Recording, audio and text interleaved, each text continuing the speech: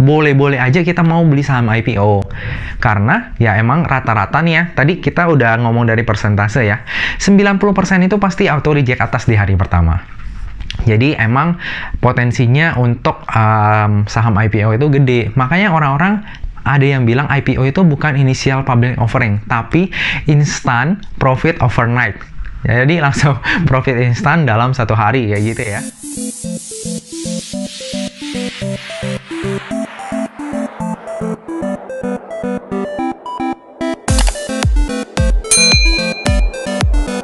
Halo Sobat Maya, welcome back to my YouTube channel Sudarsan Glory. Apa kabar Sobat Maya semuanya? Saya harap semuanya seperti biasa ya, selalu sehat, selalu bahagia, dan makin sukses. Sobat Maya, pernah nggak dengar tentang IPO saham? Atau kalau bahasa kerennya tuh initial public offering. Itu adalah penawaran umum perdana dari sebuah saham. Nah, di video kali ini saya ingin menjelaskan sekilas tentang IPO, bagaimana caranya, dan potensi gain atau keuntungan dari saham IPO. Nah, Sobat Maya, sebelumnya saya mau disclaimer dulu ya. Saham yang saya sebutkan di video ini bukan merupakan ajakan beli ataupun rekomendasi, cuma merupakan contoh kasus saja ya. Oke, nah video ini saya buat tuh jam 7 pagi tanggal 3 Februari 2021. Nah, mungkin akan saya upload tuh di tanggal 4 Februari 2021, mungkin sekitar jam 5-an ya. Jadi, mungkin harga dari sahamnya udah ada perubahan. Oke Sobat Maya, jadi kemarin tuh saya baru beli IPO-nya saham WMUU atau Widodo Makmur Unggas. Nah, kalau misalnya Sobat Maya udah lihat tuh kemarin, dia kan auto reject atas nih ya, tapi ada yang berbeda nih. Kenapa berbeda? Biasanya saham IPO itu di hari pertama, mostly ya, kebanyakan pasti langsung auto reject atas tanpa perlawanan. Tapi Widodo Makmur Unggas ini agak sedikit berbeda karena ada perlawanan nih, naik turun naik turun naik turun, walaupun akhirnya ditutup arah auto reject atas ya. Nah, cuma kenapa bisa seperti itu ya? Nah, karena saya ikut IPO-nya, saya tahu nih jumlah lembar saham yang ditawarkan ke publik itu lumayan banyak, sampai miliaran lembar. Nah, makanya karena miliaran lembar ini, banyak juga pemiliknya di retail. Seperti itu ya. Nah, saya sendiri tuh kaget sebenarnya pada saat IPO ini.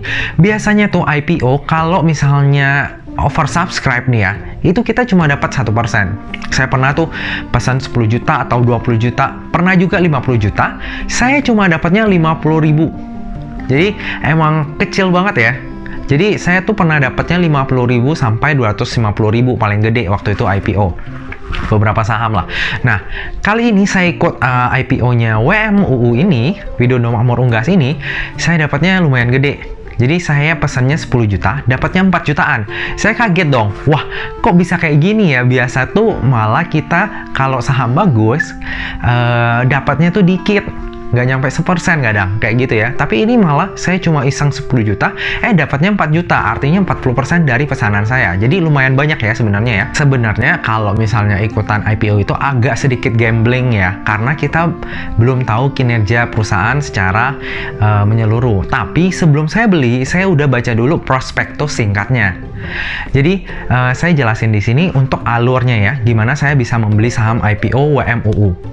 Oke, nah jadi saya tuh emang ada beberapa sekuritas, agak banyak lah ya. Jadi kayak Mirai saya ada, Philips saya ada, Sinarmas saya ada, terus Jasa Utama Capital juga ada, Panin juga ada. Jadi emang lumayan banyak. Nah kebetulan salesnya Panin Sekuritas nih ditawarin oleh underwriternya tuh kemarin, kan ada Dana Reksa, CMB, sama Samuel Sekuritas ya. Nah, dari 3 sekuritas tersebut nawarin juga nih ke Panin. Nah, Panin Sekuritas nawarin lagi ke nasabah-nasabahnya termasuk saya. Nah, begitu ditawarin, kan dikasih tuh prospektusnya. Nah, nanti saya scrolling nih ya di sini. Kalau bisa nanti prospektusnya saya tampilin, terus saya slow motionin. Jadi Sobat Maya bisa lihat sekilas. Oke, nah setelah membaca prospektus singkatnya ini, saya lihat nih wah kayaknya agak mahal sebenarnya. Cuma saya langsung bandingin juga ke pairnya industri yang berkaitan nih, yaitu Java dan juga Cepin. Kalau main kan susah ya, saat ini lagi rugi, jadi kita nggak bisa bandingin untuk keuangannya. Nah, saya lihat tuh Java pairnya ternyata 40-an kali, sementara Cepin 30-an kali. Nah, saya ambil di tengah-tengah nih pairnya.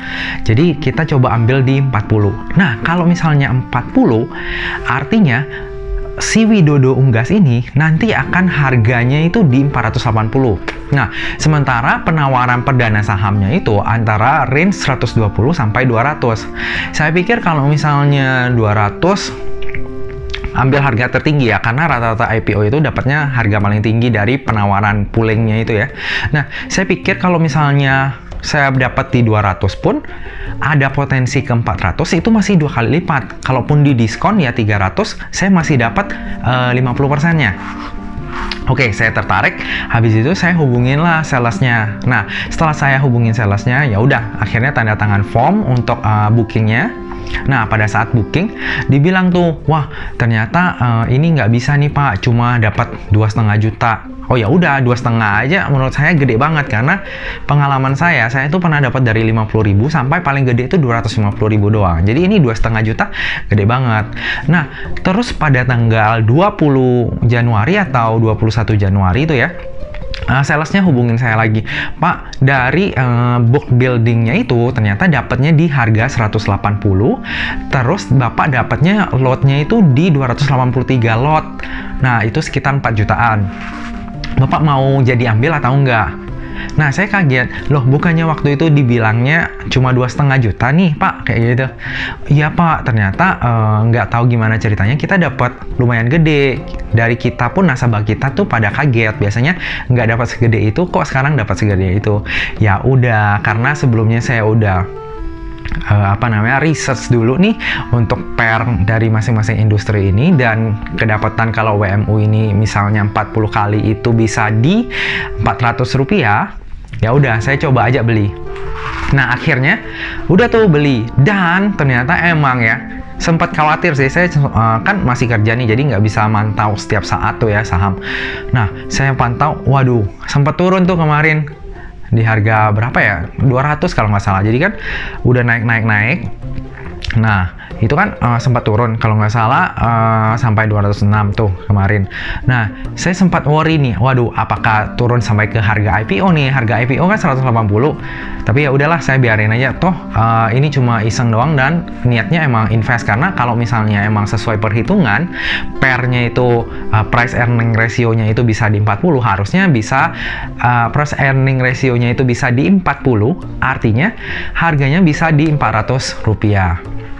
Nah, makanya saya beli aja. Udah beli sih ya. Nah, jadi artinya saya diemin aja. Nah, kucuk, sorenya saya lihat, ternyata ARA. Nah, oke.